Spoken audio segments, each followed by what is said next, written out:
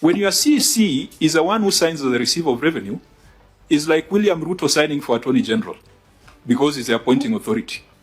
That is utter chaos. That is an indication that there's a criminal enterprise being run in that county, being coordinated and being led by the CC Finance. Senator Cherargei has raised a very important question, which we must address. Who was your receiver of revenue during that period? Because this is a report of the receiver of revenue. The chair is CC Finance, and maybe she can explain herself. Does it need I don't think it needs an explanation. Yes. What explanation would be required if this is a report of the receiver of revenue?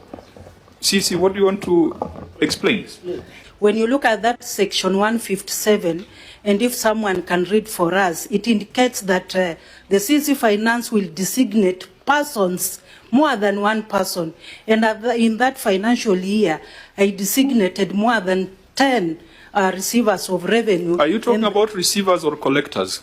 No, on the issue he has mentioned on how I... What are you responding to?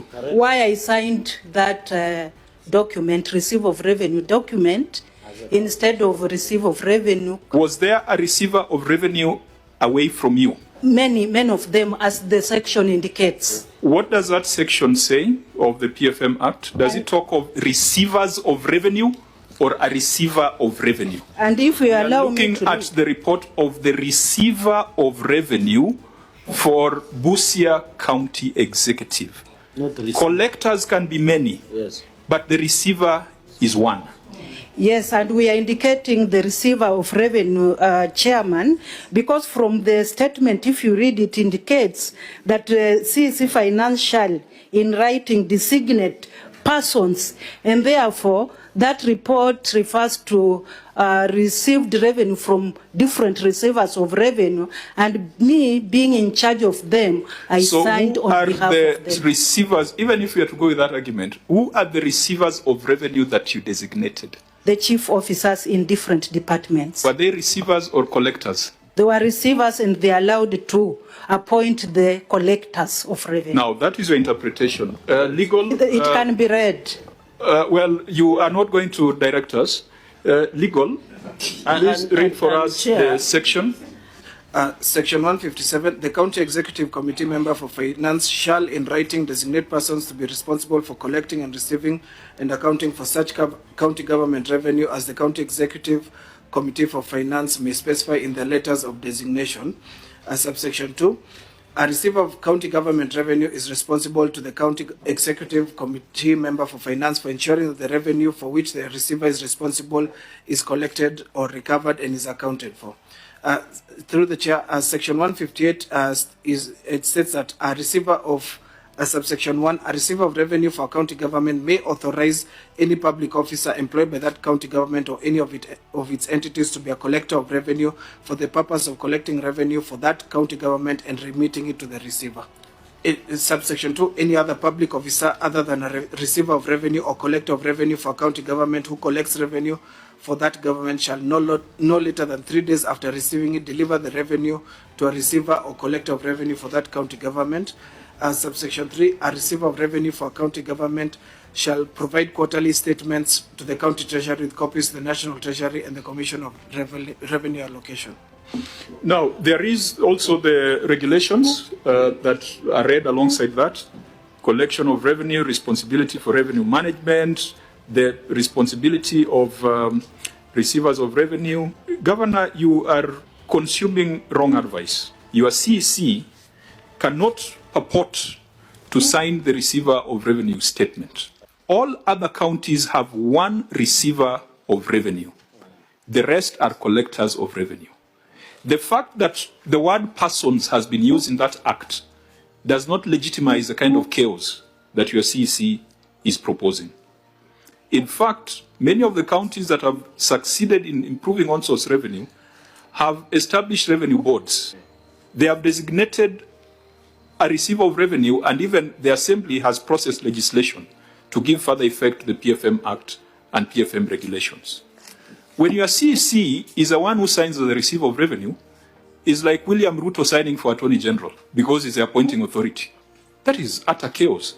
And that is why we cannot make sense of this statement. Now, who then takes responsibility if you have multiple receivers of revenue? Where does the buck stop? Chair, let me have our attorney maybe help us out in the way we understood this thing, so that if it's a matter of legality, then we can be guided. Listen, we Governor, can be guided. You see, I'm trying to be very moderate in today's session because we have not just come to grill you, we have also come to share experiences from the other counties. That situation, and if your county attorney insists on it, it is wrong advice. It is a recipe for chaos. Because tell me, as CEO, if you have 20 receivers of revenue, who are you going to hold responsible for this report? You have been put in an embarrassing situation where you cannot explain movements. You have to refer to 10, 20 people to explain one page of a report. And that is why other counties have one receiver of revenue designated in writing by the CEC Finance. When the CEC Finance takes on the role of being the receiver of revenue, that is an indication that there's a criminal enterprise being run in that county, being coordinated and being led by the CEC Finance. And that is why they want to be the policy maker, they want to be the executor, they want to be the oversight, they want to be everything. They do not trust anybody else to come and see how revenue collection is being done. And Governor, and I'm not saying it is happening in Busia, we have seen it in other counties. That only happens to cover up theft. Can I explain Chair, something, allow us here to ventilate on Can that I issue. clarify? Okay, maybe you can get the submissions from the members first. And Yeah, then let's ventilate on that issue, Chair. I want to understand from, no, not the governor, because the governor clearly just being misled. That's exactly what's happening, just being misled. I want to understand from the CEC. Once the law designates a responsibility to you, and that responsibility is specific, you are told, appoint. What residue function do you have after the appointment? You've been told to appoint a receiver of revenue. What role in receiving revenue is left in your office? Either the CCM misled the governor, or the governor allowed himself to be misled, or the governor ignored the advice. Because the law is very clear, Governor, that the CCM should, by the time, because these issues that have been raised on the issue of that has been collected under on-source revenue, where your revenue potential is more than 2 billion, but you are collecting 357, of course, inclusive of hospital, which we have passed the law on under FIF, should have been addressed, should have drawn a concern for you, that the CCM, Madam Topista Naiti Wanyama, was signing a county receiver of revenue. Yet she should be the one setting up the governance structures and appointing people. And the law is very clear, it says, shall. If it said may, we would have allowed her to get away with. If you're in need of electrical wiring, solar installation, or electrical fittings such as strip lights, snake lights, downlighters, or chandeliers, contact Engineer Wycliffe at 0707 476602 and he'll get your house dapped up.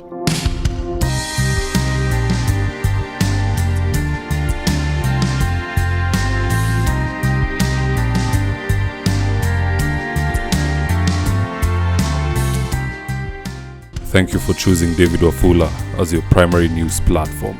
We put countless hours in research, recording, and editing. By showing up each and every day to watch our videos, you encourage us to generate more videos for the viewers. We are on a mission to inform, educate, and build a better tomorrow. To our thousands of followers in a world full of presidents, kings, and queens, you are the real gem. Adios.